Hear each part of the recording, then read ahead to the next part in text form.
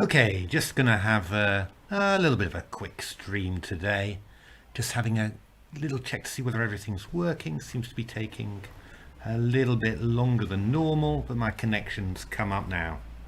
So fantastic, here we are. All right, well, we join it as game 50, 50, 50, 55 is about to start, with Stockfish leading 29 to 25. Going to have a look back over the past day or so, just to see what happened. Quite a bit happened, and then afterwards, we'll have a little look at the current game. All right, let's start off. Just going to recap. Go back to where I've got the archive here. So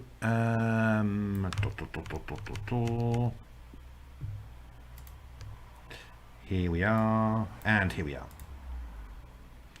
So I think we sort of left it around last time. I'm not quite sure whether did I do this one in the stream. I think I did, where it was we started off with this rather, well, maybe interesting is stretching it a bit, but it was quite an intriguing little matchup here. In principle, quite a good opening for white. A check Benoni. The bishops get exchanged, and then black's basically pretty passive and waiting for white to actually do something. But somehow Stockfish found it very, very difficult to do something, and it's a little bit strange really when you see it, because I think one of the most impressive games that Stockfish has won was. It all feels so long ago, really, but was in this Czech Benoni back in round 8, and we got essentially we had a pretty similar structure. Let's have it here, really. Very similar structure, but here Stockfish just really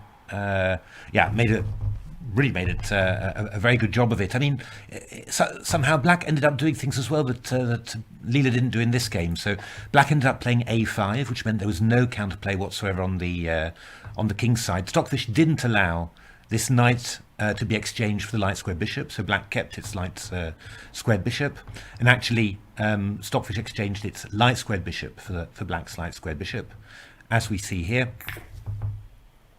And also Stockfish played for this structure with g4 to g5, and then we got this gf6 and queen f6, and I mean the evaluation was very, very high there, and we were wondering is Stockfish going to be able to win this? I mean, it was very it was a very complicated game, and well, I do encourage you to have a look at it, because the knight maneuvers that Stockfish found were amazing. But still, it seems that it seemed really that Stockfish had got this pretty sorted in its head, really, that this type of structure was very good for white. So it was then strange to see the following game, this game take place in the King's Indian, where first of all, in this position, white plays knight h3 and allows black to exchange off its light squared bishop for the knight, rather than playing a move like bishop h3, which would get us back into the same situation as before. And then also, the enormous reluctance of Stockfish to do two things, actually. First of all, to redeploy its bishop from the h3 square. I mean, it stayed there all the way, which was I don't think in general was a good idea. I mean, it does, it cuts a bit across the black position. It stops the knight getting into g4 after you play f4. But on the other hand, White's always got to keep a knight on c3 here, because this b6 to b5 is always a threat. Of course, this was a very big thing for Stockfish in the previous game, that Leela had gone a very quick a5, and here Leela kept this option of b5, which is Yeah, I mean, they're small differences, but they are very important. And then, Stockfish was incredibly reluctant to ever advance. And indeed, this G4, G5 maneuver that it played, quite quickly in the other game, it never played at all. Despite thinking that it could, achieve G4 to G5 at many stages. So it was quite strange from that point of view, this game, that you really saw Stockfish in the earlier game, in a way giving a perfect demonstration of how to play this position. And then it played it again, and then you have the feeling that it played it much worse. Although Leela did and then you have the feeling as well that Leela did one thing much better, which was to, keep this queenside fluid and just wait for White to try and do something on the king side. When maybe then you could hit back with a b5. I mean, the thing you've got to be worried about all the time when you don't play to block the queen side with a6 to a5 is that White can play a5. But as Leela showed, this didn't actually do a great deal. The black's pieces lined up on the b file. Plenty of eventually anyway. It all took a long time. Queen h8, come on Leela, show me this. On the A and B file, ready to counterattack against b3, and White didn't really get much from this, especially when you consider that the remaining breaks from the king side. So what are these guys doing here really? And I would also also again I was really surprised that in terms of winning chances, I mean, this bishop, I would imagine that it would be redeployed to c2 to defend b3, also defends e4, and then this knight could be redeployed either to e3 to support g4, or maybe even to d3, when you've got either chances of b4 or f4.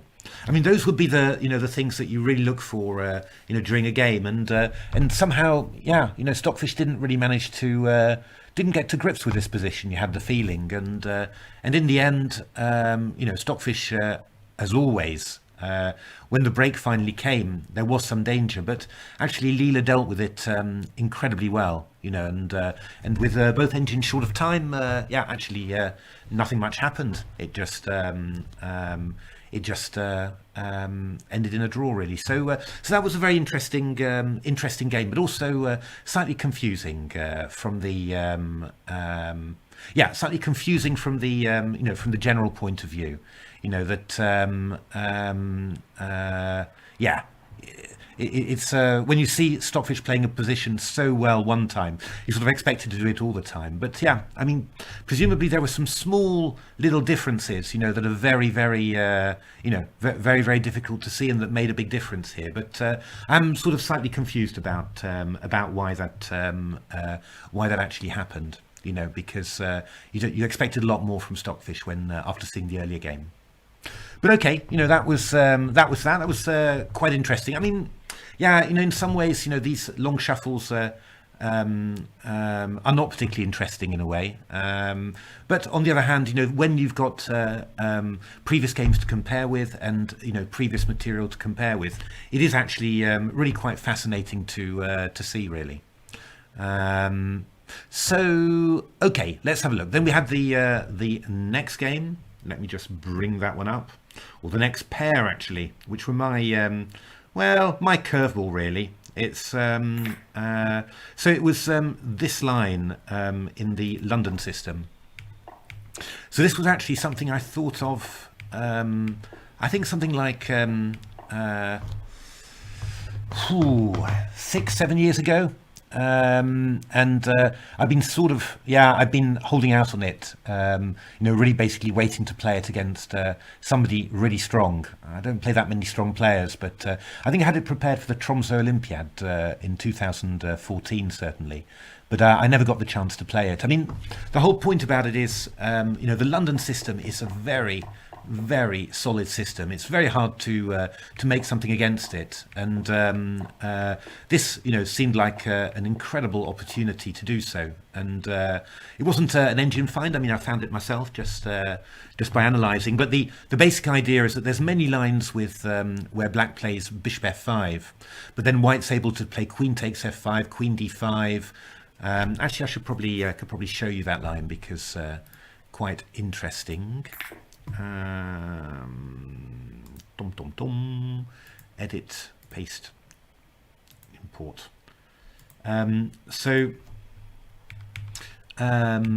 Yeah, I mean, often there are many lines in with different things there, with the knight on f6, with not, where you try this. But there's this idea queen d5 and queen b5, which is quite well known and very strong. And black's just actually winning because this queen doesn't really ever get alive. So get out alive. So the idea of playing e5 was to block this and then to be able to play bishop f5.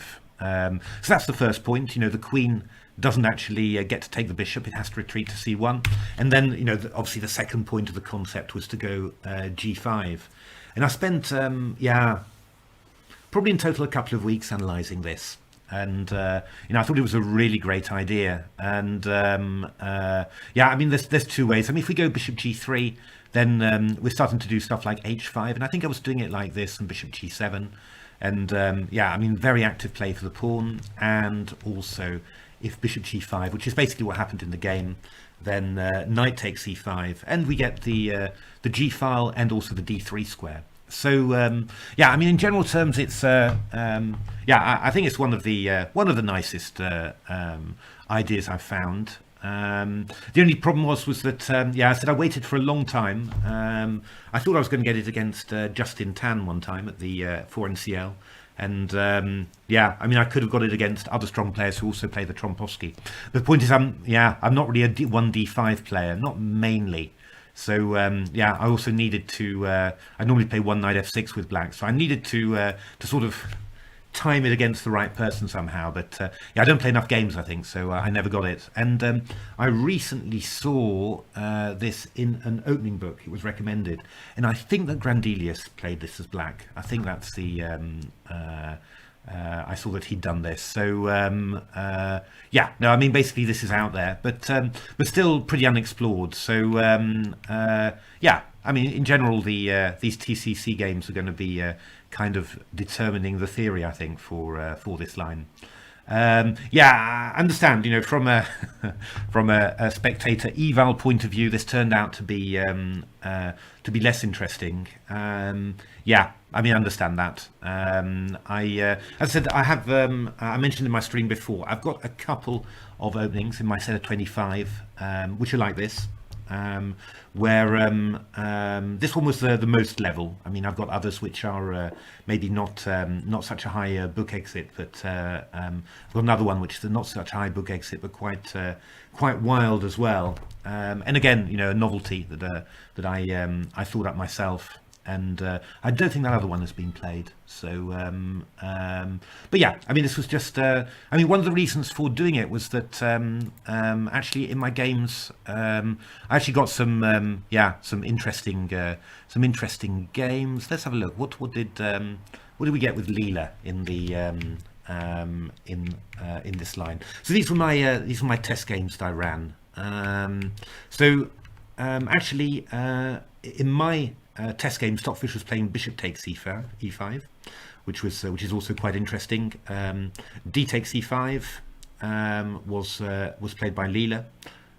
Here, bishop f5, queen c1, g5, bishop takes g5. Yeah, none of the engines wanted to play bishop g3, which is quite interesting, because that's the one that kind of worried me the most when I was analysing. I mean, basically after bishop g5, knight takes e5, you always feel that. Black's going to have compensation with a knight coming into d3. So knight d2, f6, bishop f4, knight e7, and we just give up another pawn and get the rook into g8.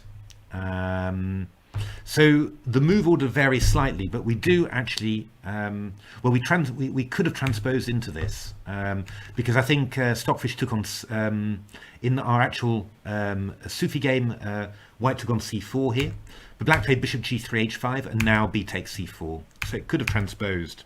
Takes, c5 was played, just to distract the queen. Queen c5, and actually we actually got this position, but with the pawn on h7 rather than h5. And here Black played the somewhat tame rook c8 in actual fact. But if Black had gone h5, then this was the this was actually the Leela-Stockfish game, and I think this was actually my my preparation as well. That we were going to go all in with h5. Yeah, the Leela game was quite interesting actually. So the tactics are extremely intricate, and knight c6. And what actually happened was that yeah, in my test game, then Leela got lost here, and started to go wrong. Well, actually started to go wrong around here, and ended up in a losing position after d4. So the problem is that d3 check is going to come in, and black's going to win this knight, and there's absolutely nothing that white can do about it. What actually happened here was that yeah, I mean, again, the tactics are incredible, but you just can't stop this sort of thing happening, and black won the game. It was quite an interesting one. Again, very intricate, very interesting to analyze, but basically it really started going wrong around here, and yeah, Leela just never got free, and surprisingly this this exchange down position, you know, turned out to be extremely good for black. Well, in actual fact, just winning. So that was one of the games. The other game was Stoveface actually did quite. Oh, good lord! Heaven's sake! Good lord me. Well, we'll just have to go through it all again, won't we? Oh! So yeah. So this was the Leela game. So yeah. I mean, basically, after h5 takes, we are in the Sufi game. That's the basic point. But black has played h5, which was also my preparation. In the Sufi game, Stockfish played rook c8, which was unfortunately rather solid. h5 was the idea to throw in h4 and randomize still further. And yeah, this was the game which I was showing with some pleasure. But this was the game that I had in my test games against Stockfish, and Leela went a bit wrong. Basically, Leela got this started getting this wrong. I mean, it starts going wrong around 21 Queen f7 around this point, and then after d4, this is actually completely lost for white rather, because d3 check will eventually win this this knight. And yeah, I mean, it's the game's incredible. I mean, really worth analysing. But the tactics are great, and the key idea: the rook wants to come to e7, and white's doing everything that it can to stop it, and manages. But then the knight comes in as well, and eventually it all gets too much, and the rook falls as well. So yeah, sorry about that, wrong screen. So yeah, this was you know, one of the reasons I thought that the tactics that I was seeing in the games were very intricate. So there was yeah, definite chances to go astray. And of course, this was one of the openings where I thought yeah, you know, also this is probably more a test for Leela than for Stockfish. I mean, another interesting game was that was just a funny one. We also had Stove. That was quite funny, because in this position we got the same position again, and this time Stockfish didn't play h5, it played knight f5, and but this one ended up in a quick draw by repetition here with queen g3, queen here and here. So so yeah, I mean, you know, my feeling was about this line that probably most likely would be a quick short, sharp draw by repetition, and otherwise then some beautiful kingside attack with lots of pawns down, which actually ends up mating. That was the basic thought behind it. As it is, yeah, we didn't really get those short, sharp perpetuals. We ended up with slightly longer endings. It must be said that if I'm looking at, yeah, I mean, looking at these positions, they're pretty, yeah, they were pretty off the wall, really, from a human point of view. But yeah, obviously from an engine point of view, less interesting, less exciting. The next one was also pretty good, I thought. So yeah, I guess I probably enjoyed these more than you did, for for which I apologise. But yeah, it was pretty. Yeah, I mean they're pretty crazy games really, and yeah, just in terms of opening theory, extremely important. So that was those games. As I said, I'm going to give a warning. I've got one more opening that's a little bit like this, although yeah, better for black than equal. But yeah, again, a super sharp, super crazy line. Probably, yeah, I think new. I don't think that's ever been played, and yeah. We'll see how this goes. Again, yeah, it's if in my test games there were, you know, losses as well as draws, then it sort of seemed I gave a couple of these with lower exits a bit of a gamble, but we'll see whether that works out or not. So okay, that was the London system. So let me just check in the comments. Sorry about this. Yes, really sorry. Sorry about that. Sorry about all the switching. Yes. I've got to do better than that. It's I just now I've got to. It's a nice setup with all these different screens, but keeping track of it is quite tough. So let's have a quick look at this game, which is should be pretty difficult for black, really. We've got e4, g6, d4, knight c, bishop g7, knight c3, d6, bishop e3, and e6. Yeah, it's sort of an accelerated hippopotamus, but you haven't really checked first how white's going to develop. And I mean, the hippopotamus is a pretty good system when white's gone, you know, knight f3, bishop e2. Then it's actually quite decent. But when you've, you know, when white's gone bishop e3, which in itself is an aggressive system with queen d2, and you haven't really, you know, committed yourself in any way, white hasn't committed himself in any way to any attack, then it is actually very, very dangerous. And, you know, Leela playing h4, h5, knight f3. Doesn't even need to worry about a bishop g4 or anything, so just going straight into there. e5 is a surprising move, I have to say. And then taking back with a knight is also quite surprising. Makes some sense. I mean, you know, these pawns are weak, so why not put a knight on e5? But yeah, I mean, I think you get a little bit nervous about Leela that sometimes it seems to just try to strike a little bit too quickly, too early, you know, and make the most of its advantages before it's really ready. Yeah, I just wonder a little bit about this because I don't know. I don't really think that e5 was necessary to maintain a very big white advantage. So you know, from that point of view, it's yeah, okay. It could turn out to be very strong, but it could just turn out to you know, to start giving black the chance to liquidate a little bit. So yeah, be interesting to see. Depends a little bit, I think, on how big the advantage is, of course, which is not 100% clear. It's quite big, but you know, it's not clear whether it's got bigger now with this exchange in the center, which in principle brings, you know, white pieces closer to black, so black can exchange them more easily, or whether it's slightly decreased the advantage. If I had to guess, I'd say decrease, but yeah, we're going to see. Leela obviously very positive, Stockfish not too happy either. Okay, so well, we'll keep a little track of that, but we will go back to our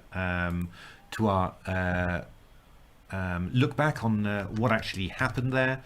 So right after my stuff there, we got the Sicilian Najdorf, which was an interesting one. Now I have to confess, I have not looked in detail at these games. The only thing that really occurred to me was that Stockfish again sacrificed the exchange to hold the position, you know, which I think we're going to have to start counting exchange sacrifices here, because there are a hell of a lot in Stockfish's games.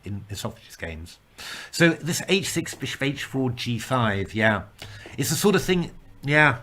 In principle, it's kind of you can understand it. I mean, it's a very common idea with against the bishop g5 Najdorf to go h6 g5. The only problem with it is that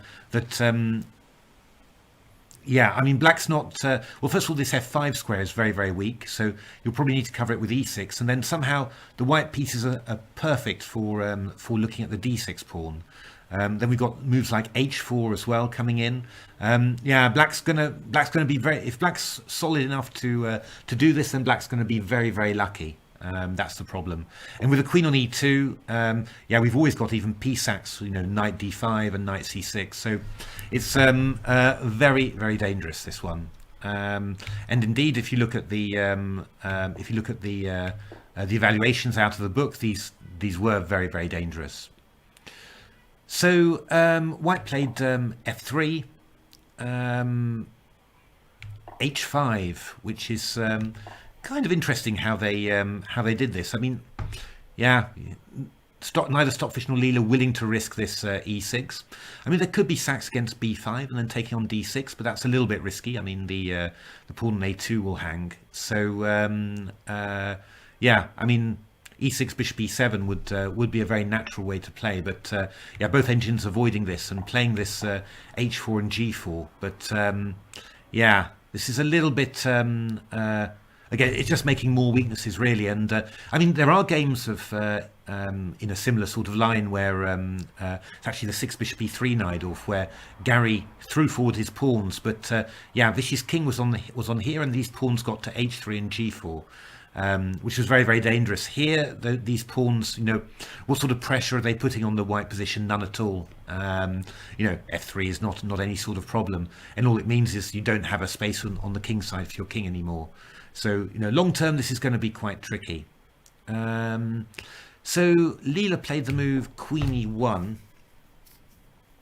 e1, which was a fast move. 1 second. In principle, looks quite decent, I would say, because yeah, I mean, you're just giving space for your bishop. You know, I mean, moves like queen e1, king b1 are pretty reasonable, but here actually Stockfish took a very interesting decision and really forced the play. I mean, this is something about you know, you see with good defenders somehow that good defenders aren't all about just you know, holding in there, hanging on in there. Sometimes it's about choosing the right moment to provoke your opponent to attack. So before he gets completely settled, you provoke the opponent to attack, and that leads to some sort of you know, mess, explosion, and you know, you work out that you come out you know, not necessarily better or anything like that from the explosion, but you come out, you know, with improved chances. And this is what I mean. Stockfish is fantastic at that, of course. And here, Stockfish spotted that yeah, it could start fighting for the around the d5 square, and not at all obvious what it did. I mean, it played rook b8 in this position, really upping the ante there, because protecting the b4 pawn, and so ready to take the pawn on d5. And you know, that threat against the pawn on d5, I mean, to be honest, it does look pretty risky to take it, but presumably Stockfish had got it all worked out, because well, Leela went for knight c6, and now this was Stockfish's idea to again sacrifice the exchange. To be honest, again, I have to say that you know, I am kind of shocked that this could ever work, really, because I mean, white's fully developed, black's got very little development, and the centre's open, you know, and we've got rooks and stuff. I mean, that's really dangerous. But the one problem is that bishop h4, bishop h6 is the key problem. And then if we were to go king b1, then we'd have knight to e3, you know, which is forking and blocking, basically. So white had to play, white had to play f4, and then, okay, this bishop's a big pawn, and we can go knight f6, and yeah, I mean, black has survived this initially. I think that's what we can say. You know, I mean, I wouldn't say that that I'm pretty, you know, very wowed about black's position in general, but black has survived the onslaught, and has a chance of getting castled on the king side. And I mean, what you notice with this f4 being played, the black king's a lot safer now. You know, I mean, these pawns can't be undermined anymore. So, okay, you'd maybe prefer them on g6, but okay, g4 will do. and Leela was still very, very positive, but Stockfish was much more sanguine at this point. And yeah, I mean, it wasn't great. But at some stage, when you start, you know, when you've got the two bishops, and you know, you sort of manage to curl up in a ball like Stockfish did with these two bishops on g6, g7. And then you can just, yeah, you know, you can just let your queen roam active and do all sorts of stuff. Then it's not too bad. And again, I mean, I think Stockfish makes it easy to hold this because it's not obvious. But always with the two bishops, 4 pawns against 2, a little target on h4, you're always going to manage. And you know, it's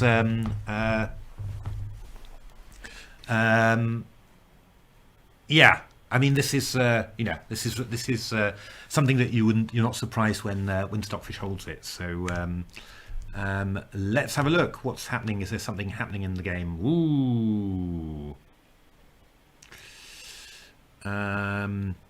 Yeah, this is what I was talking about. The question here is are we going to end up in some sort of huge advantage for White? Or are we going for a bit of, in a way, you know, sort of a bit of premature liquidation, really, where, you know, you're going to end up with an advantage, but you sort of think, oh, you know, from the opening, couldn't we have just squeezed a bit more patiently? What is the PV here? Let's just have a quick look. So, rook takes d4. I'll just lock it. I'm on the right screen, aren't I? Yeah. Queen c7, rook c4. So we go knight c6, takes, takes on e3 here. Very nice, yeah. I mean, you're attacking the rook on c4, so there's no big discovered attack. Knight b5, queen d7, nice sidestep. Knight e5, presumably bringing the knight, the bishop onto e5, so we can hit it. Because yeah, and also to avoid, I mean, yeah, if queen e3 or something, we go b takes c6. So knight e5, bishop takes c5, queen e3. We're hitting the bishop on e5. And now this is an interesting one, because this bishop's got a bit of a problem here. If it retreats back to g7, we get knight c7 check. If it goes back to b8, we have no development. So that will be tragic quite soon, I think. So we go bishop b2, which is a great move. Obviously, if king takes b2, we take on b5 with check. So the king b1, and then we just leave it. Now, I mean, these are the tactical positions where you sort of say, you know, do we ever, how can we ever as humans be sure that this is working? It's not beyond a human to calculate this, but it's beyond a human to be sure that you're not losing a piece somewhere. Queen d8, this is a great point, king b2.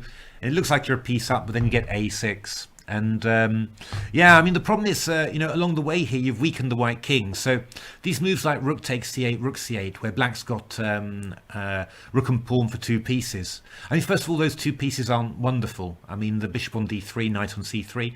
But secondly, the king is weak, so you're probably not even worse if you do that. So Leela claiming that this is a clear advantage for white.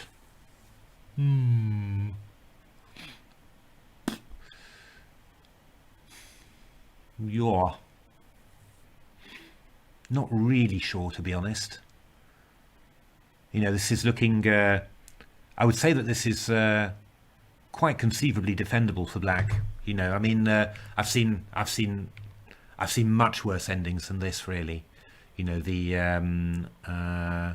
so yeah, not sure about this. It's great tactics, but and you know, black is obviously somewhat tied down, but really, you know, a clear win. Not sure, especially against Stockfish. So this is going to be interesting. This is going to be interesting. I don't know.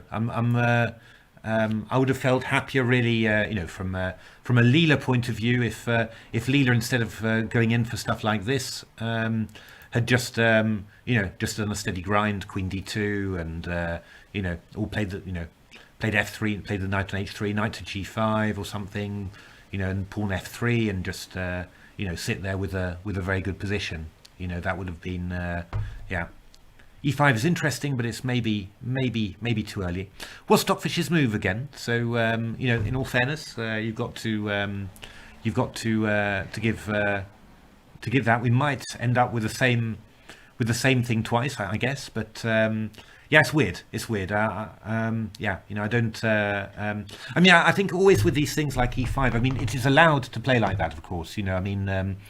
You can play very sharply like that, but in a position like this where you've really got some clear positional advantages. You know, we've got a good pawn center.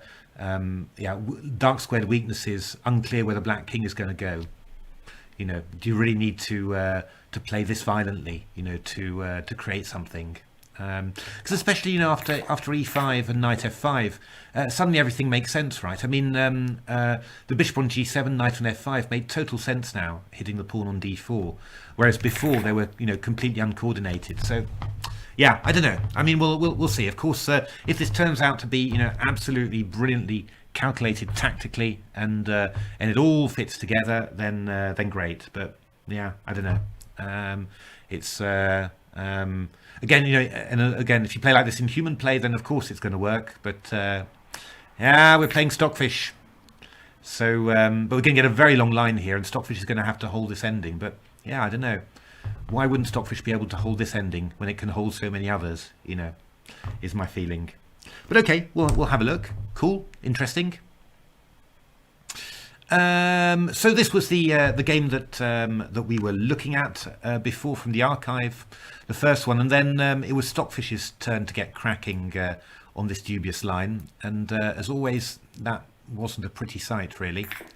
Yeah, no, I mean, I'm not. Yeah.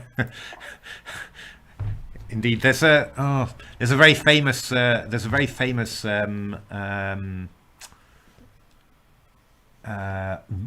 old sketch with Emma Thompson and Hugh Laurie and Stephen Fry. What does he know? And you know, they keep on going. It keeps on going higher. And eventually, you know, they're getting to God. What does he know? So reminds me of that a little bit. No, I mean, I could be completely wrong. It's just that. Yeah, as said, you know, striking too quickly. I get the feeling that at times that Leela is doing that, really, and you sort of say, well, Leela, just you know, just grind a bit. You don't need to go into this huge tactical mess.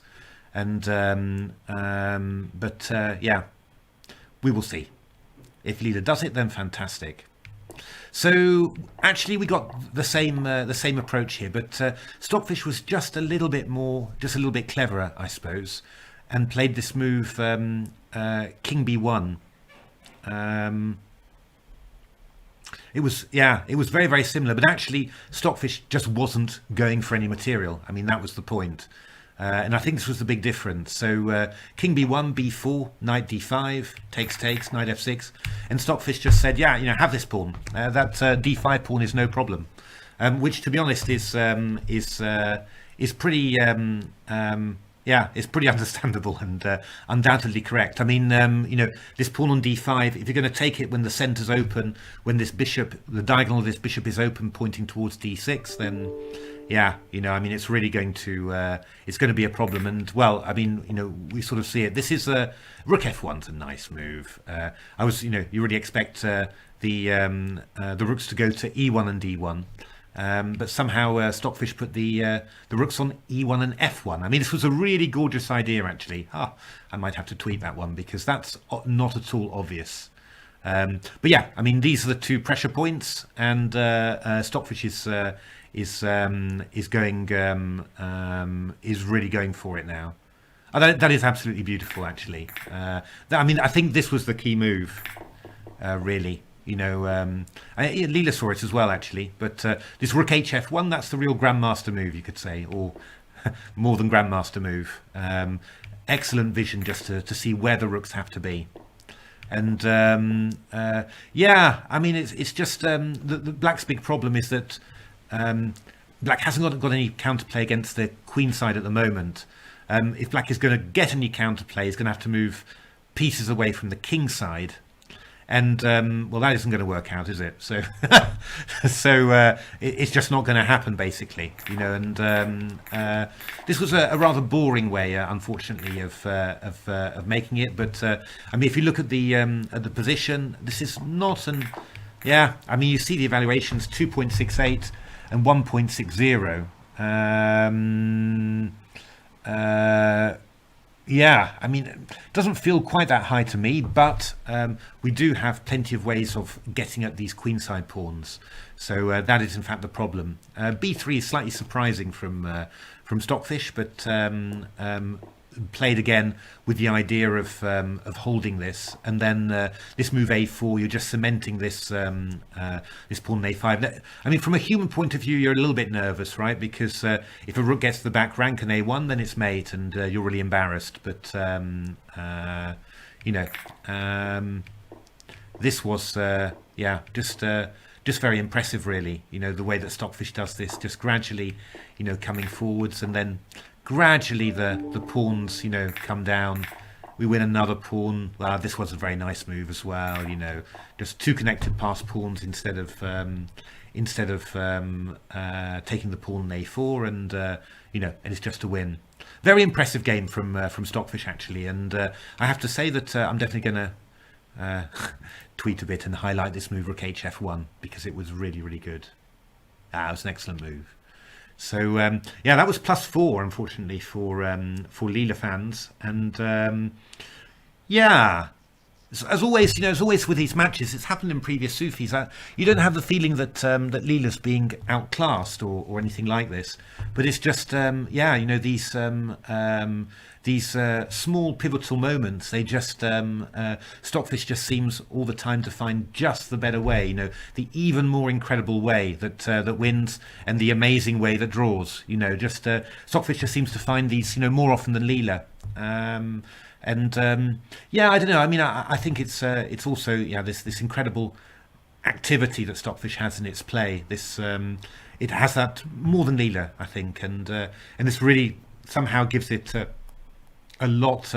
Yeah, lets it find, you know, extra resources, I think, in positions. But it remains a superb matchup, Stockfish Leela, all the time. Yeah, the next openings really surprised me, I have to say. So because we got this line, so e4 g6, d4 bishop g7, knight f3, and c5. So this is something that I when I came back from chess after you know, sort of around about 9 or 10 years away from the game, really, I was playing all sorts of weird stuff, and this was one of the things that that I came up with. And I was playing in Holland at the time. I was living in Holland, and I actually had quite a few games with this against the Dutch Grandmaster Erik van den Doel. We seemed to come across each other at Dutch rapid tournaments quite frequently. So yeah, we had quite a few games in this. I came out generally better, I think you can say, than out of our encounters, but it was yeah, I mean, it was a pretty fraught thing, really. You know, this position was very risky. So what I actually I'm just getting together. Let me just get some games together, because I should have done that earlier. My excuses, but can show you a few of those games that I had against Erik. And let's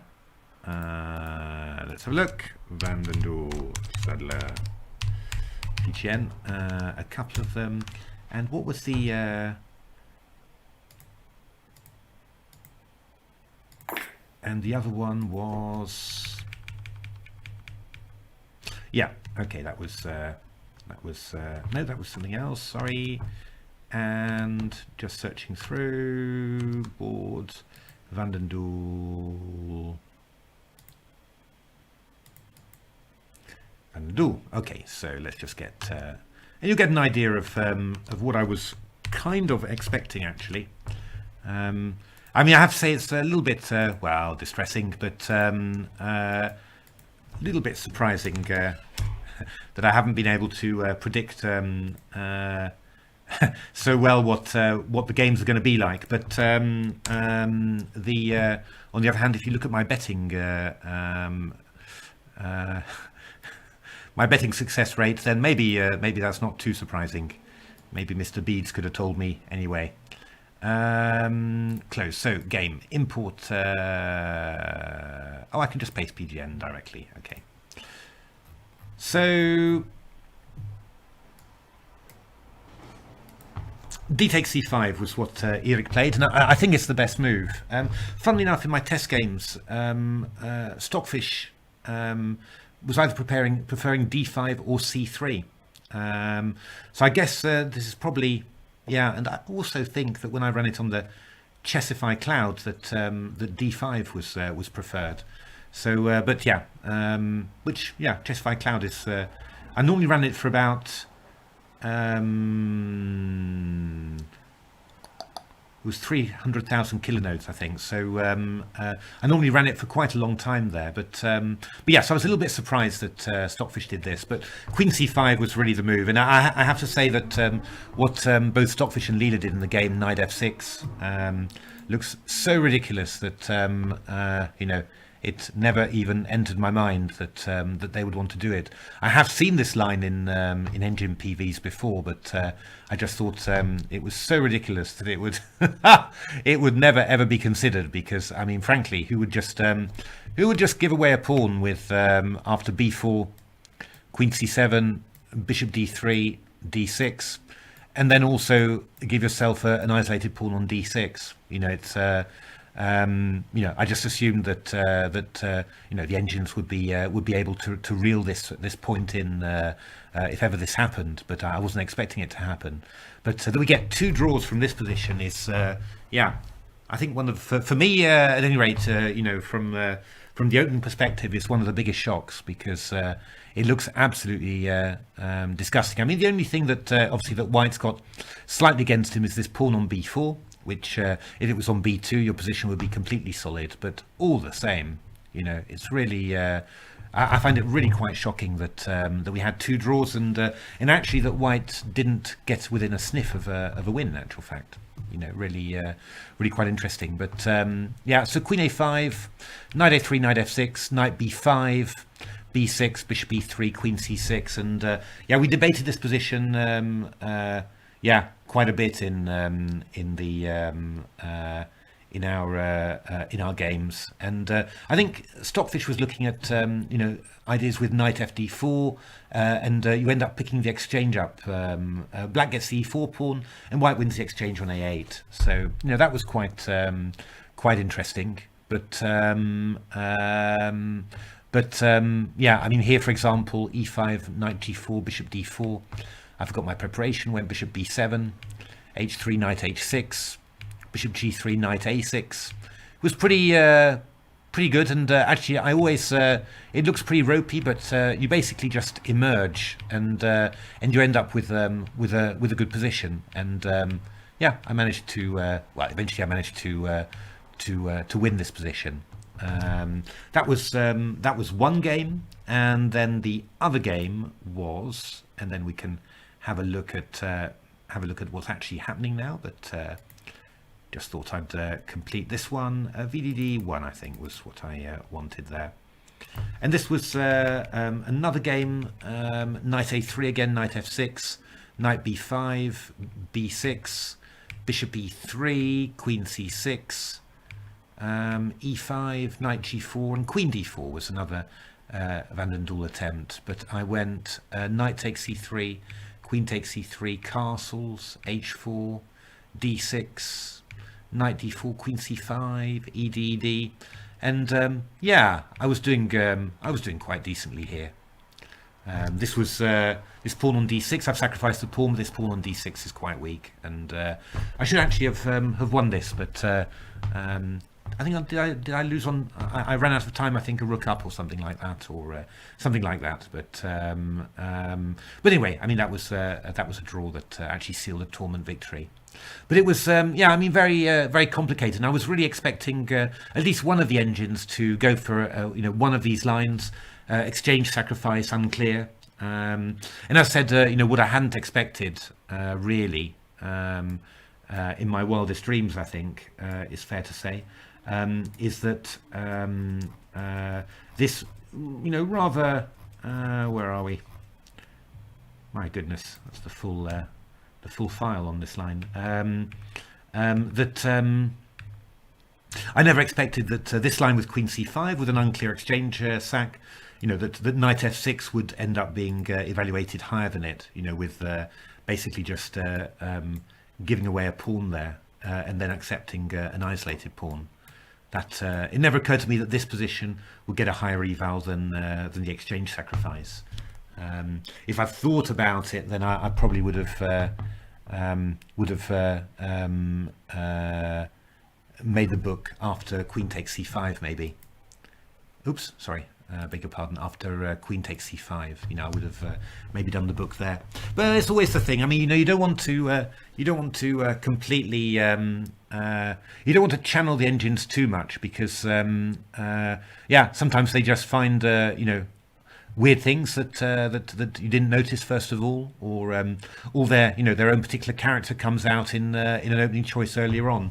If you force them into a line like Queen C5, you do get obviously the chance of getting an identical PV in both games becomes quite high.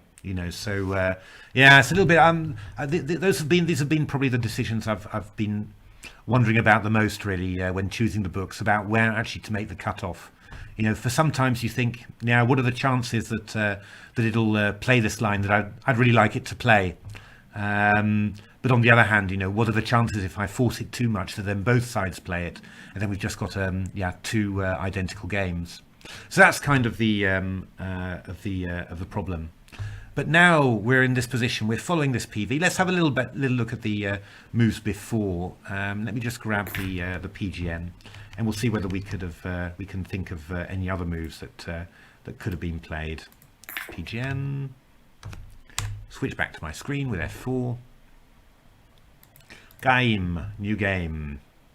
Edit, paste PGN. Oh, I would love to be able to just paste the PGN in one move there. Let me just have a quick look at the wrong board again. Sorry. I really am trying. Curses.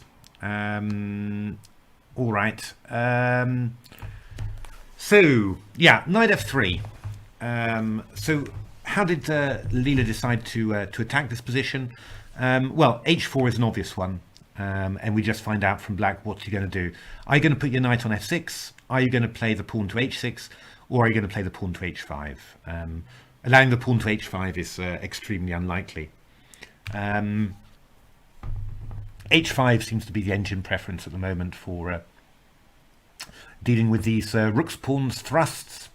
So what can white do here?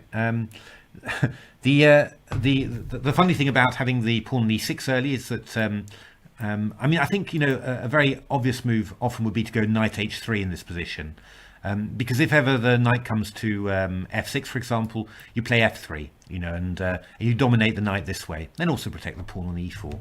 Now, I imagine that you can't take on h4 yet, because we go bishop g5, queen e2, here, here, and here, and we trap the queen like that. But I guess after knight h3, maybe, would you still go knight h6? Possible, because if f3, then queen h4 is check, so that will be that would probably be slightly nasty. Although, the position is such that you do sort of think that white will have quite decent compensation here, because this knight's doing absolutely nothing now with the pawns on e4 and f3, and g4 is coming in, but you could play something like just knight g5 if you want. Black can play a move like f6, but we're starting to get some very weak pieces there. Bishop e2 would also be a possibility. Keep the knight out of g4 for now, and then we'll work out when we're going to go queen d2, bishop g5. I mean, that's you know, one of the natural ways of playing. I mean, f3 would be another very natural way of playing. You know, sort of thinking, well, you know, if you play your knight to f6, then this pawn is dominating the knight, and if the knight goes to e7, then not straight away, but we'll eventually have stuff like g4. So I mean, that would have been quite natural. Or you know, a move like queen d2 is again extremely natural, very flexible, just waiting to see where you're going to put your knight. As soon as you go to knight f6, I go f3, and if you go knight e7, well, I can do all sorts of things, maybe knight f3 later. I mean, that would be the sort of thing I'd expect from Leela. This move, knight f3, knight h6, just actually interested. I mean, did Leela actually expect this move, knight h6, or did this come as a total surprise? Let's have a little look. I think it was, Leela wasn't expecting it. I think Leela was expecting a6, which was possible. It doesn't achieve anything, doesn't ruin everything, I suppose.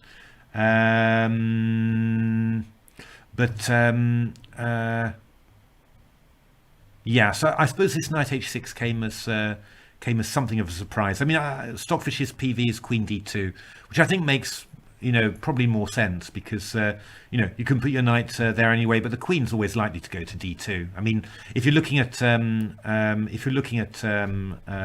know, these weak dark squares around here, I mean, queen d2 and bishop somewhere, and probably castle's queen side is going to figure very highly in any plan. So, you know, why would you do that? So, but I mean, yeah, knight f3 must be, of course, a good move. Knight h6. Yeah, now both sides are sort of saying e5. I mean, I guess if you knight f3, knight h6. I guess if you're going queen d2 here, maybe are we maybe going to get knight g4 here? I suppose it's sort of possible, because you could do something like this, and then you can get bishop h6 and hit the queen and chase it away again. And I guess, you know, White's just wasted a lot of time there. So I guess you know, from that point of view, knight h6 was quite a nice reaction to knight f3. Yeah, but obviously, you know, I think there are many different moves for White here. I mean, just a simple move like bishop c4, for example. You're going to follow up with queen e2, maybe in castles, pretty decent. But yeah, I think this knight h6 was just quite a nice reaction to knight f3, really. And as I said, I think if you'd just gone queen d2 in this position and just waited a little bit, what is black going to do with this knight, and then choose that moment to commit your kingside structure, I think you probably would have avoided any any silly stuff whatsoever. But knight h6 e5 takes,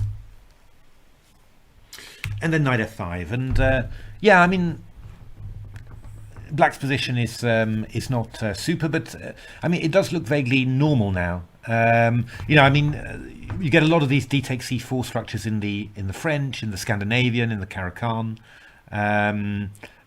and you know, also in the Alekins as well. You know, this would not be such an unusual structure to see. And you know, the knight on f5, bishop on g7 are pointing towards the pawn on d4. So you know, I mean, that's not can't be so bad, you would have thought. But the interesting thing here is this move queen f3, and yeah, I mean, Stockfish, yeah, what can Stockfish do here? I mean, I suppose you could consider the move knight d7, but it's not so easy. I mean, I think probably we just go castles here. If you go knight e5, I take. Queen e7, bishop g5 is going to be rather painful, of course. We've got this mate on here. I mean, you could take on here if looking for queen e3, knight e5, but I'm afraid the queen f7 mate is rather annoying. So what are you going to do? Maybe queen e7. But it all feels, you know, it does all feel very, I don't know. I mean, it's risky. You could get caught out in all sorts of ways, right? I mean, bishop g5, because f6, there's knight g6. So maybe your queen's going to come here, but then you can go knight b5 and hit it. Yeah, I mean, basically, yeah, the more you look at it, the more you think, wow, you know, this is pretty good. And if you go castles, then we are probably, I imagine, just going to do something like g4 and just say, hey, target practice today. So yeah, so that's why Stockfish.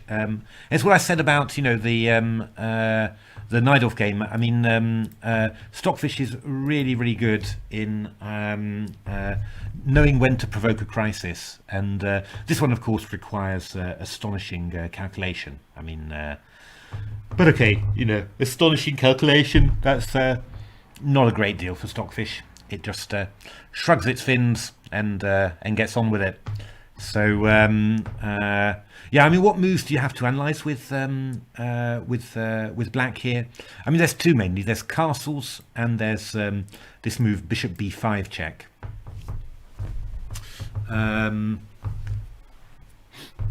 Both of which look quite scary, it has to be said. So bishop b5 check. What on earth did Stockfish want to do there? Got a couple of ideas. I mean, we could play king f8 if that helps somehow.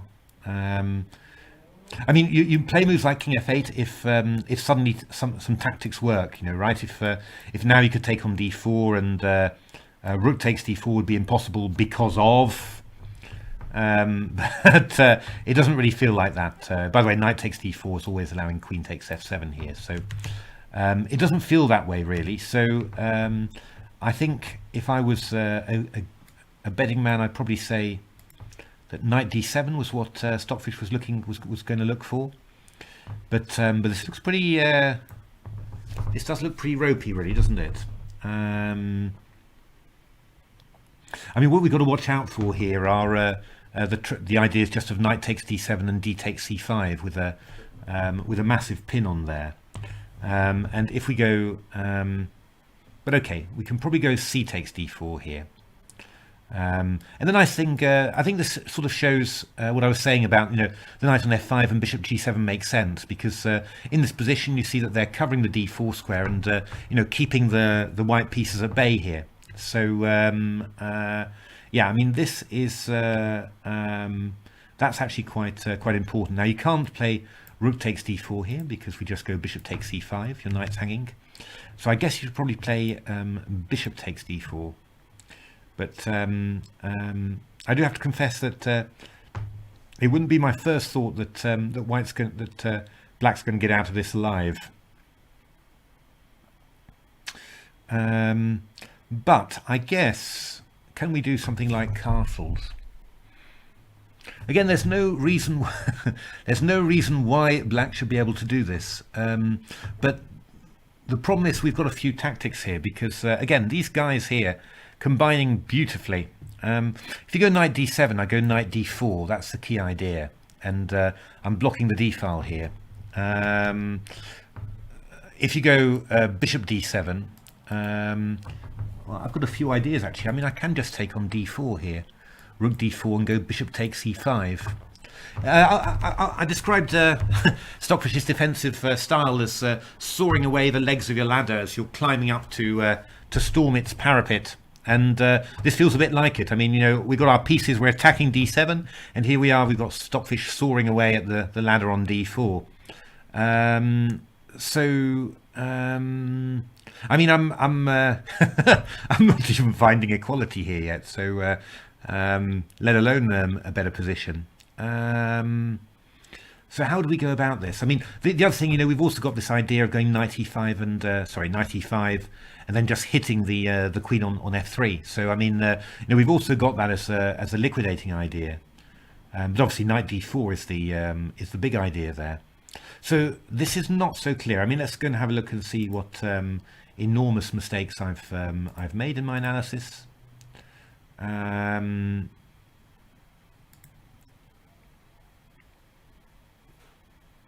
No, that's pretty much it. That's pretty much it, really. So yeah, what white could do, and that is of course quite important, after knight d7, castles is not the move. It's bishop g5, and then we're saying, but yeah, okay. We're saying queen c7, and then we're just going to try and claim that we've won a pawn with d takes c5, which is true. But yeah, how it's not amazing this, right? I mean, white's a bit better. Obviously white's better, but the bishop's active, the knight's active. This pawn isn't necessarily going to be easy to defend. There's ones behind it as well, so his Stockfish already looking to go queen d4. I mean, you'll happily trade the b7 pawn for the c5 pawn. Just castles, just for example, whack, and then I don't know, queen b7. Well, we'll have rook b8 there, but in principle we'll happily get this because it's like a Benko style. You're a pawn down, but you've got massive counterplay against here. Your king's safe. What's the problem? So I mean, this is this is quite impressive, really. So I mean, what you see is that Stockfish's initial.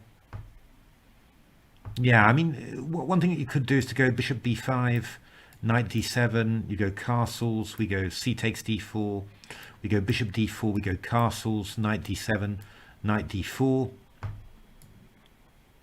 knight f8, and then queen f8 maybe. This is, again, I mean, this must be an edge for white. You're at the exchange up.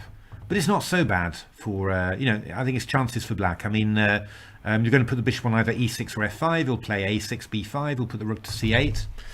Quite free-flowing counterplay here. And if Leela has, one of Leela's GPUs gets fried, then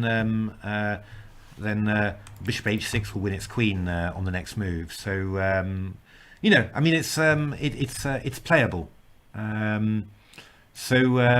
Yeah, so we got castles. Let's just have a quick look back, just to see what is happening there. Dum dum dum dum.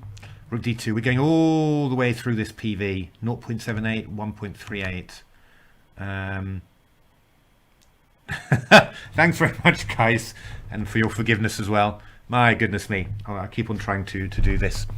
I had the routine that I would always switch on the stream first and then afterwards move to the board, but keep on forgetting. Yeah, I mean, this has just gone all the way down the main PV here. So yeah, I mean, basically we've just got to sit and see what Leela is going to make of this. Yeah, I mean, let's have a look at the ending then, because we've sort of looked through kind of looked through the complications up till now. We can maybe have an extra little look afterwards, but what has white got here? Well, I mean, we've got weak pawns on d5 and on b7, so we've got a light squared bishop that's kind of restricted by the pawns, although I mean, it's sort of it's not the worst bad bishop you've ever seen. On the e6 it does hold f7 and d5 together. Yeah, the b7 pawn's weak, attacked by the rook on c7, I mean, basically with these attacks of the rooks on d2, rook on c7, that also ends up sort of shielding white's weak pawns on c2 and a4 from black's attention. So going to be very hard to do anything active at all for black. What would be a normal winning plan? I do feel very much for doing something with Leela's king, to be honest. You have a feeling that you could, maybe kind of control the black position. Play a rook to d4, pawn to c3, and then maybe try and bring your king in. It could be a3, b4, c5, although black will probably play b6, or it could be through f4, e5, f6, and and just really try and ramp up the pressure that way. That seems interesting, and then maybe at some stage, got to be a little bit careful, because if you start advancing your kingside pawns, that also gives, black an extra avenue for counterplay. But and at the same time, advance your pawns. I mean, I'd be thinking sort of, what can I do with my king? How can I really make the difference and turn that into an active piece, whilst black's is just passive and waiting here? That would be my my main thought. But this isn't at all what we're seeing in the PVs, I think. So let's have a little look. What are we seeing here? We're seeing some quick attempts here to bishop d5, f5. Okay. I mean, I really have such a feeling of rook and bishop versus rook with this one that yeah, I mean, this would be this would be one of those Magnus Carlsen staggering technical performances, in finishing one of these off. I do, yeah, I'm not really sure that this will that you'll be able to that you should be able to win this one. Put it that way. I mean, the black king comes to f6, and as soon as the rook leaves the 5th rank, you go g5. Start swapping off more pawns. It's wrong color bishop for the rook's pawn. You'll swap off the bishop for this a pawn. Don't know. Tough to turn this into a win, I think. How's Stockfish looking to cause pain? So Stockfish is looking to exchange off bishops, which is quite interesting. I mean, these it's the Mihai Suber saying was bad bishops defend good pawns. And it is really true. I mean, you do often see, there's this famous Fischer-Petrojan knight takes d7 exchange. You often see that there's sometimes, a terrible bishop, like the light square bishop in the French, or the dark square bishop in the King's Indian. It holds together the your own position. Even though it's terribly inactive, it is actually a sort of gluing stuff together. And when it disappears, then the position collapses. I mean, I'm not sure it's so much the case with this bishop on f5, on this light squared bishop for black, but definitely as soon as you exchange off that light squared bishop, then a number of pawns do become very weak. So both sides just allowing the exchange on f5, double pawns, not worrying about it at all, it seems. And then Stockfish gives up, which is a little bit strange. Bishop c2, bishop d3. Not really much happening in the Stockfish PV. What you do see though is basically Stockfish will, if Stockfish is going to give up a pawn, it's going to be the d pawn, which is pretty sensible, really. I mean, we've got 3 against 3 here.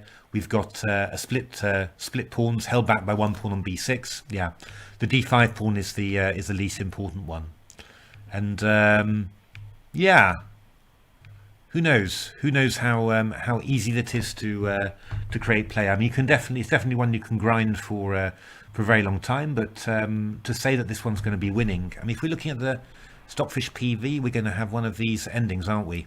A double rook ending with a passed c pawn.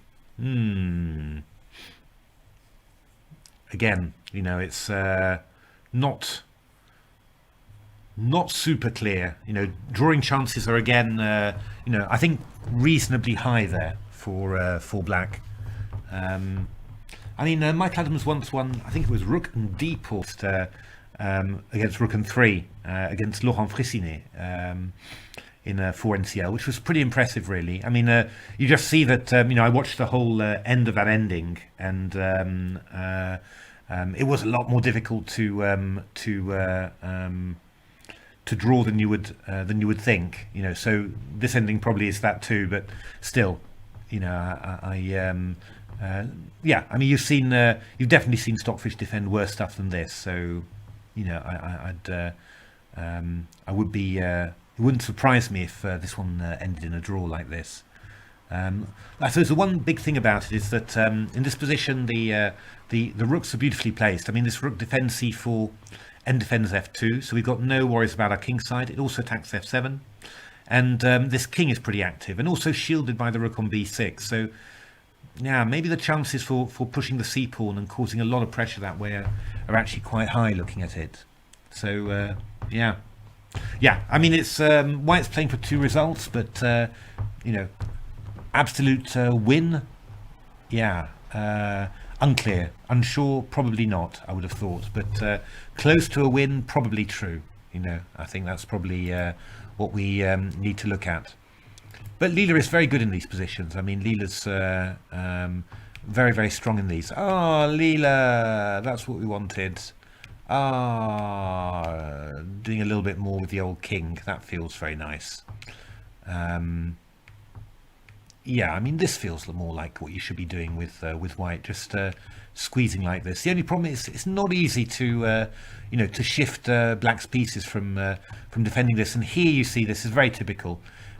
Kingside counterplay like this, and you know, the king is just moving in.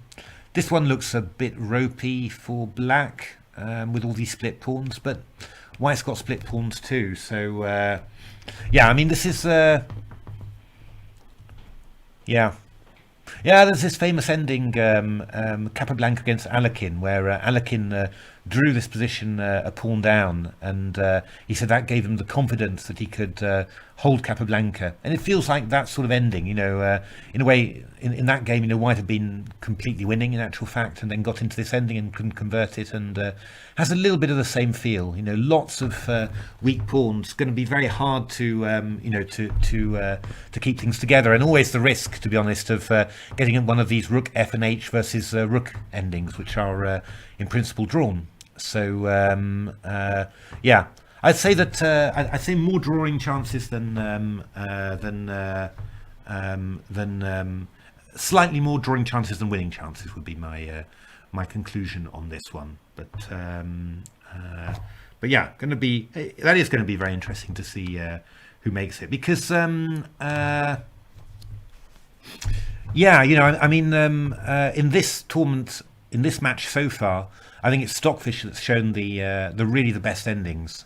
You know, there's been I think 3 wins in the ending. The Czech Benoni, and also there was a Sicilian with 6H3, and there was also something else as well, which I forget. But there were 3 games basically where Stockfish made the difference in the ending, and I don't think that there's been any games where you know, Leela's endgame technique has been superb. There's been a couple of great games where Leela's, you know, got control and kept going through all the way. But here the conversion, you know, the real work. But there the work had already been done in the middle game, if you see what I mean. Whereas here the real work has got to be done in the end game, and it's not a clear-cut end game. It's you know, an end game where the opponent definitely has drawing chances. So yeah, going to be interesting. Going to be interesting to see whether. Who can hold this? If Leela wins this, then definitely entitled to have fresh hope for the Sufi. I think if Leela fails, then yeah, that's it's another little cross mark next to its chances, really. So quite important. But Leela's for Leela fans anyway, the good thing is that Leela's evaluation, Stockfish's is going down, but Leela's is going up somehow. So yeah, Leela clearly believes that it's making progress. So yeah, we're going to see. I mean, 0.85. That's for Leela. That's yeah, I mean, somehow it feels very high for Leela, but if you're looking at the win-draw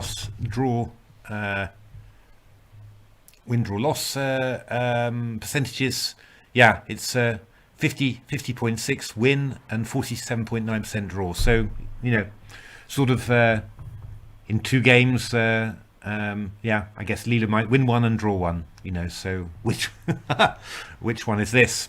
Stockfish is just a little bit lower. You know, 46.5, 53.4. Though these aren't things that Stockfish is outputting, right? I think I understood that correctly. This is just calculated, so yeah, might not be so clear. But yeah, I mean, I think that's, you know, looking at the WDLs, I can totally live with that. It's it's on the cusp between win and draw, I think, and yeah, the good moves and the bad moves over the next in the next period will determine which one it becomes.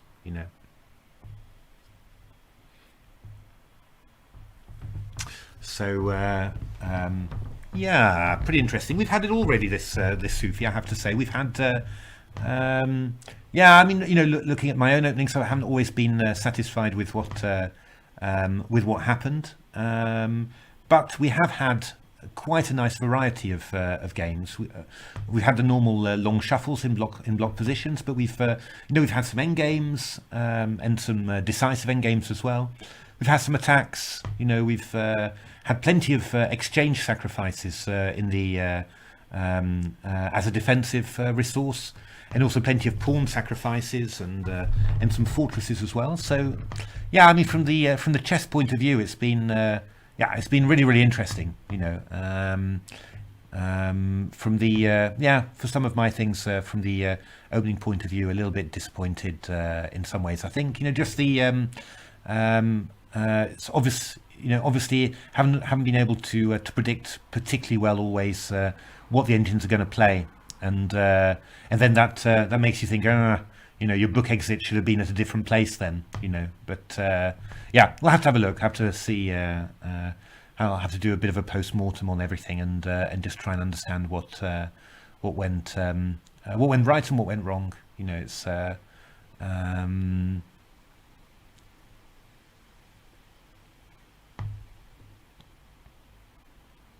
but yeah, was knight h6 the saving move? Well, yeah, if Stockfish manages to hold this, then I think you can definitely say that knight h6 was the key move, because it ended up provoking Leela to play e4 to e5.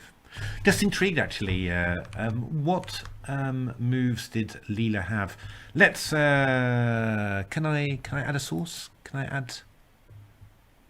I can do it, can't I? I can add a source. How about that? That would be really cool, because what I'd like to do is to maybe add a source here. Yeah, okay, let's fire up Nibbler. I'm just intrigued whether I can what Leela actually thought. So okay, I'm just add source, window capture, Nibbler. There we are. There's Nibbler.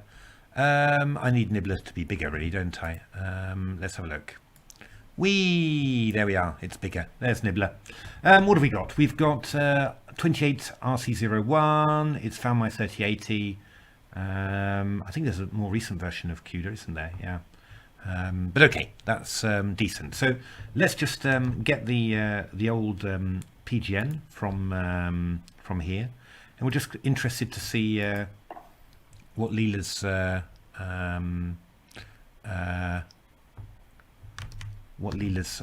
feeling was about this. File, low PGN. There we are. So knight f3. Wait a minute. I always use self-play. I'm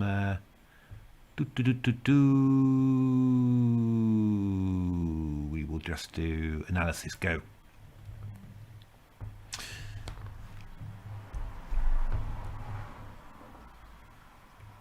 So for those of you who haven't seen it, I'm sure everyone in the chat, everyone in the TCEC chat will definitely know it. If there's anyone who's not a regular TCEC chatter, then just go and download Nibbler, and then link it to your Leela, and then you get all this great stuff. I use this a lot for playing games against Leela, normally at 1 node or 10 nodes.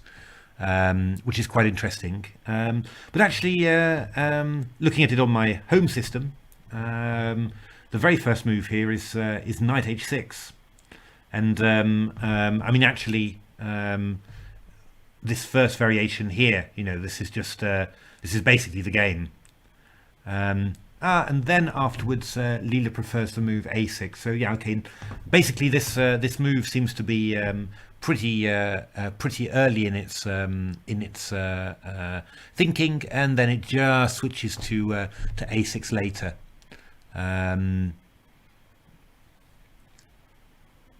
So that is quite interesting. I mean, I'm wondering then, knight f3. Let's have a look. I mean, queen d2 is the move that it starts on, it seems. And knight h3, and then knight f3 is a little bit lower, although I mean not disastrous. But I mean, really, queen d2 feels so much like the natural move. Yeah, I mean, already this line here, this is the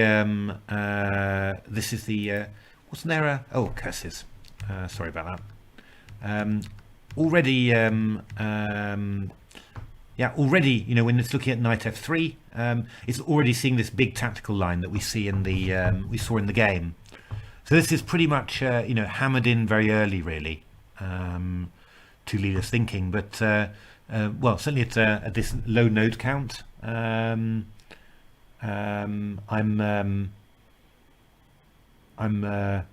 getting quite. I'm getting knight h3. I'm getting queen d2. Getting bishop g5 even. But knight f3 is lower, so yeah, must have been as things increase that.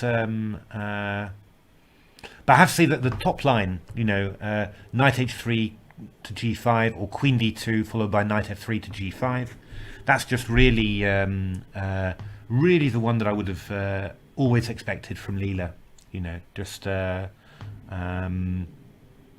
knight f3, that sort of. Slightly surprising, really, but obviously, the TCEC system is going way faster, so it'll be probably way beyond this. Well, I mean, it was obviously way beyond this already, when thinking. So presumably, this move comes into the equation later. I've got the SuperFinal. I think, of course, I haven't got the latest dev version of the search, so that could make some difference. What I'm interested in actually is after knight f3, knight h6, did Leela consider any other moves rather than this very violent e5 move? Well, queen e2. I think we pointed out queen e2. That was one of the moves.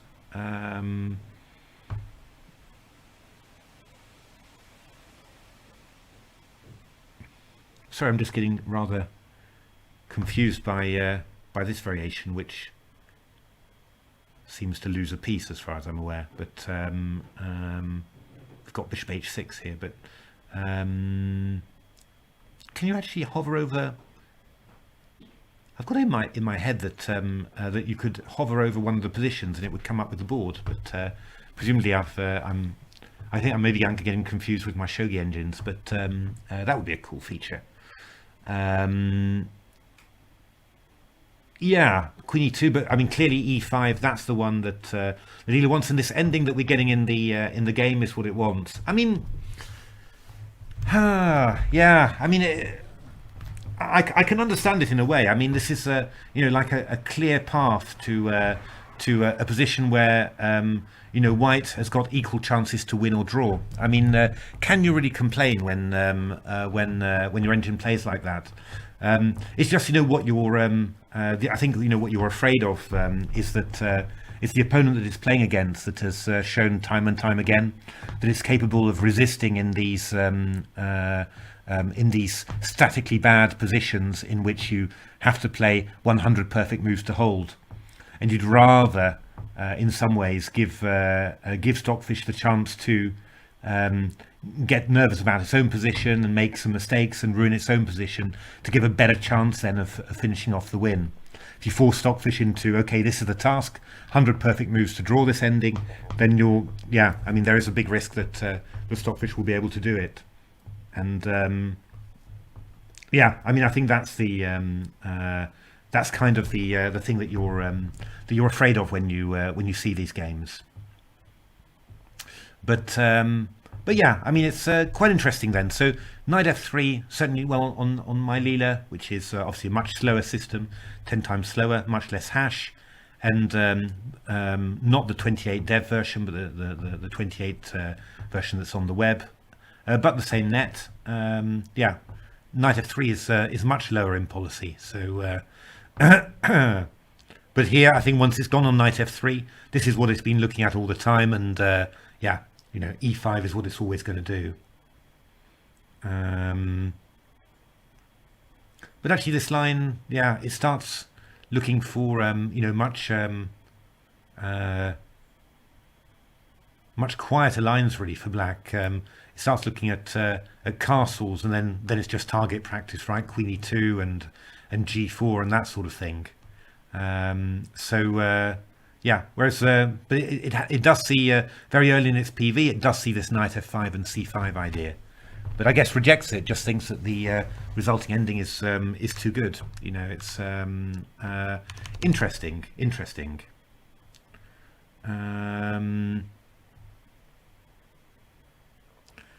So let's get back to this, unlock all the PVs, and see what's happening. Yeah, I think okay, so bishop d7, swapping off the bishops. That's now entered Leela's PV.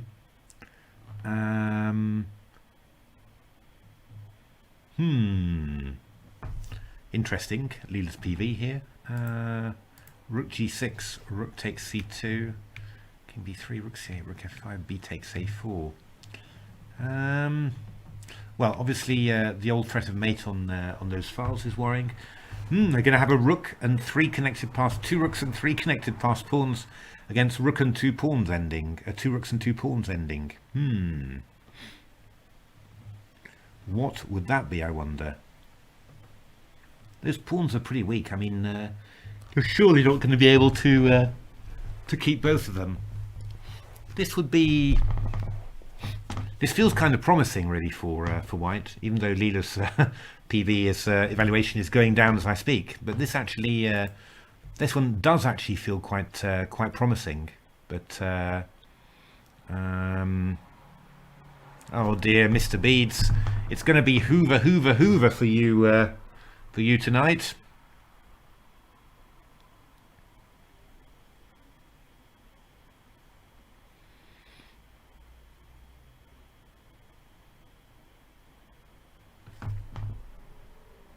Oh God, the excuse is bad GM lines. This is not this is not good. And hardware overheated. That's fair enough too. Let's have a look. So yeah. Well, it's going to be a fascinating ending, but yeah, but very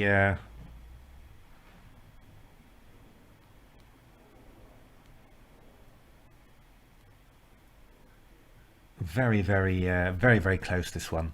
Yeah, I mean, Leela's PV looks pretty. I mean, I would have thought, really, you know, that in this sort of position, somehow that white could probably win this, because we pick up another pawn. We're 2 pawns up, 2 rooks and 2 pawns. You know, what is the world coming to if we're not actually winning this? I mean, it would be incredible if you weren't winning this. But yeah, we've seen incredible in the Sufi, haven't we? So, but this looks this does look completely winning. I mean, you don't. Sometimes you doubt yourself, you know, seeing these computer lines. But this looks trivial. So, yeah, I mean, if Leela gets this, if Leela manages to get both rooks on the 7th and start hoovering up these pawns, I would have thought that would be good. But I would have thought, to be honest, that Stockfish is not going to allow this. I mean, I have to say that after king a3, bishop takes d7 looks very friendly, really. You're really giving black everything you want with tempo. So, but yeah, I mean, it's amazing, right? I mean, the further Leela goes down this line, looking at it, the lower its evaluation gets. So, yeah, really strange. Really strange.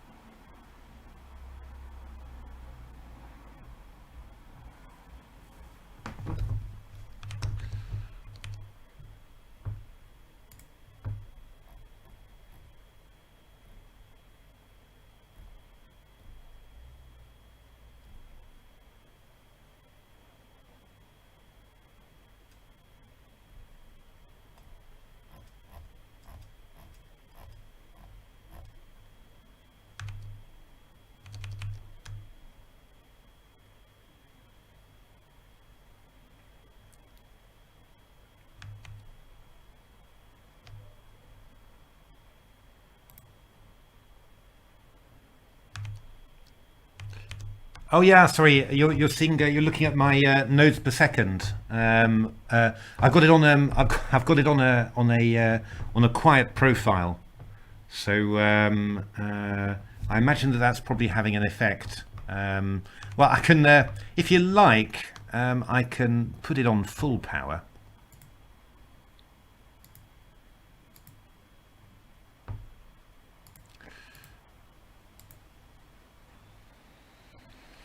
So I can put it on full power there, which I should probably stop this and start it again. Go. Wait a minute. How do I do that? Alt. Then start again. I would expect normally that would increase the speed. Well, it's not that good speed, really, is it? No, you're absolutely right. It's I've got a 3080 RTX, so yeah, but it's a laptop, 15-inch chassis, so maybe not that great. I get it. It's quite variable, to be honest. I get I've seen 10 or 11, but this is quite low. Always assume it's position related somehow, but I'll turn it back to quiet because otherwise it's a bit like an aeroplane. Otherwise, this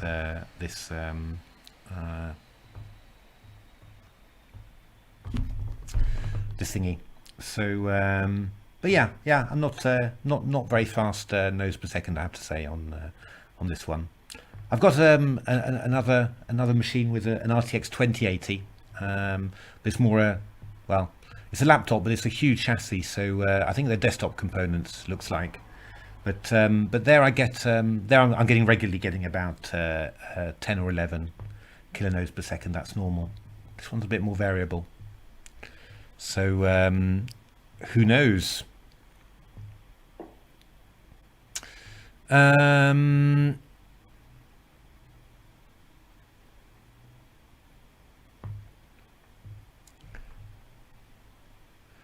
Yeah, my goodness. Well, I said I didn't think that Stockfish would take on D7, but you know, the guy's going to.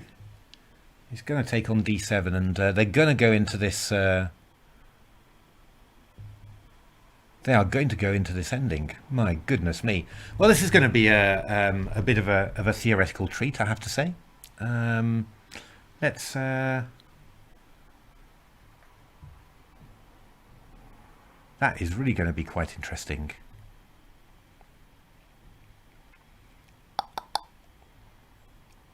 Ooh.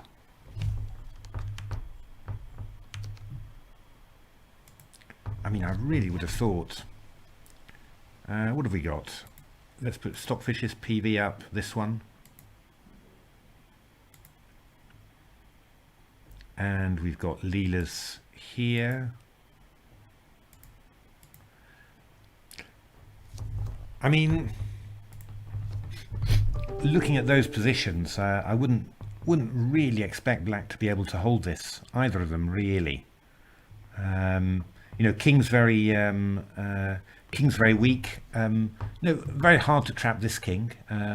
Lots of pawns that can just easily fall. I mean, wow. You know, I mean, I I really would expect that. It's never going to be easy. These rook endings are never easy, but you sort of say, yeah, if somebody said to you, "Is this technically winning or not?" You say, yeah, with good technique, then it's a win. But wow, if this one's a draw, then this will be incredible.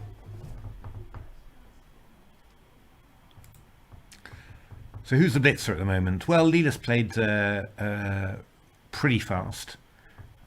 Stockfish also quite fast. I mean, what are we? We're 30 moves in.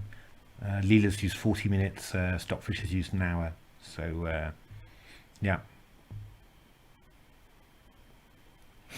And, God, look at those evaluations. Not looking good for Leela.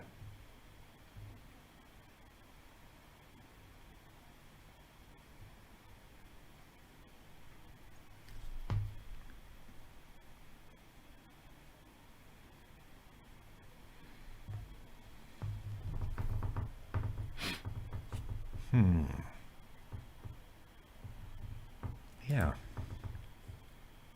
Just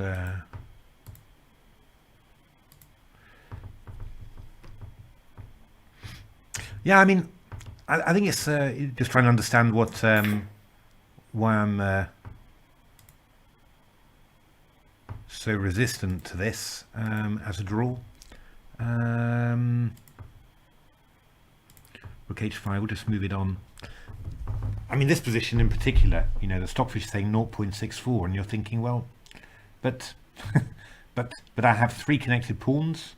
My king's reasonably safe. It's protected by the rook. You just got one miserable little d pawn. I mean, this can't be true. You can't be drawing this. How could you be drawing this?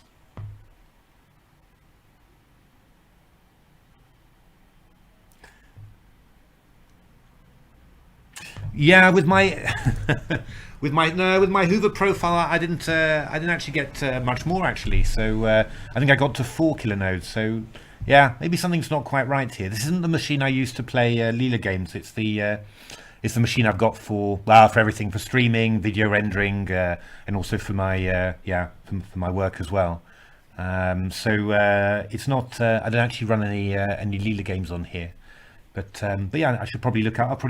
I need to do some updates. Although I thought I kept all the NVIDIA. Well, certainly the graphics drivers are completely up to date. The CUDA, I thought I'd kept this up to date. I've got to have a look because it seems like I might be able to have a newer version. But yeah, any other tips? Then happy to hear them. But I said on my I've got an RTX 2080 Super, so it's a laptop, big laptop with a with looks like desktop components, and there I get about 10 to 11. So yeah, odd.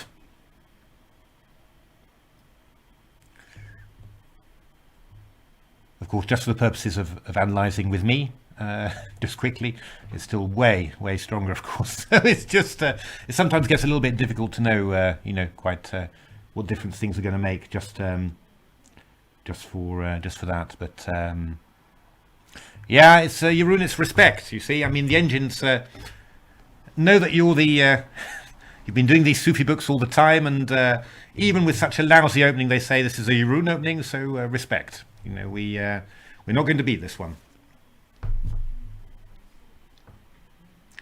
That is a good point, Alorel. I will do this. I guess my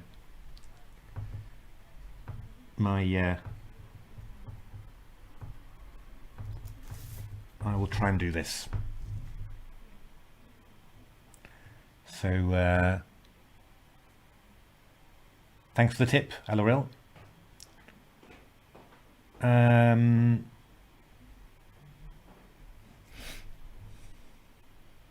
Wow, it's actually going to be quite exciting, this ending. I'm going to be closing my stream in about 10 minutes or something, because I've got to. Well, I've got another stream going to do the British Online Chess Championships quite soon, and yeah, it's the standard championship Michael Adams is playing, so it should be quite a good fun one. But yeah, this is going to be quite an exciting endgame.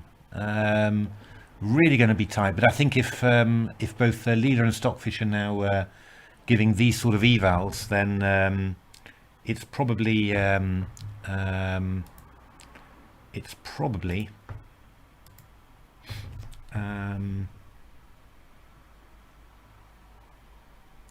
probably a draw. But as I said, I wouldn't have guessed this at all. If you'd asked me, I would have said that that it was most probably a win with with good technique, with really good technique. Ah, okay. I'm writing all these tips down.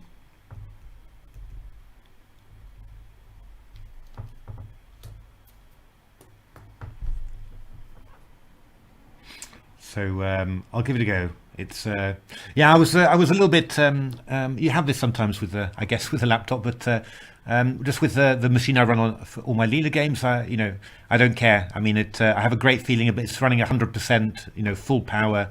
Fan announcing liftoff, and I don't care. It's a really I really see. Oh yeah. Well, I'll try and I tried. I'm going to try and wait. I've taken the delay off, but it still seems to be about 30 seconds, 40 seconds delay. So I'll try and I'll try and sort of stay still there. So yeah. That's great. That's so I'm yeah. I think give me. I'll probably I'll just do 3 or 4 more minutes, and then I'll have to leave. But yeah, no, I should hopefully see the end of the stream. We'll try and do our best there. So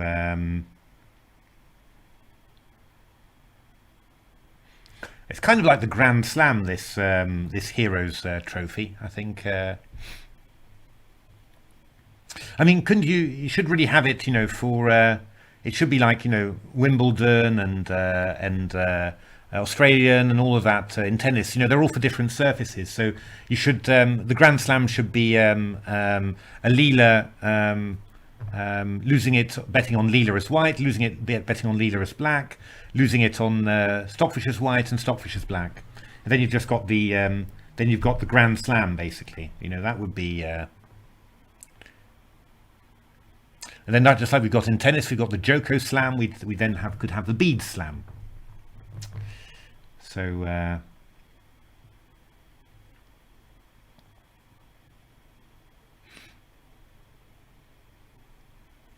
yeah, when I get back home, I'll probably just try and get a powerful desktop. But yeah, I'm not at with the lockdown and everything. I'm not often at home at the moment. So just I didn't fancy.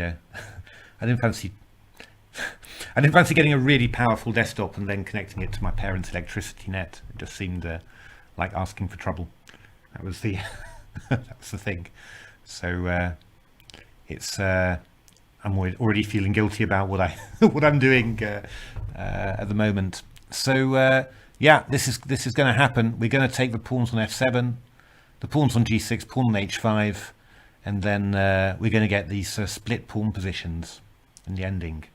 Wow, amazing.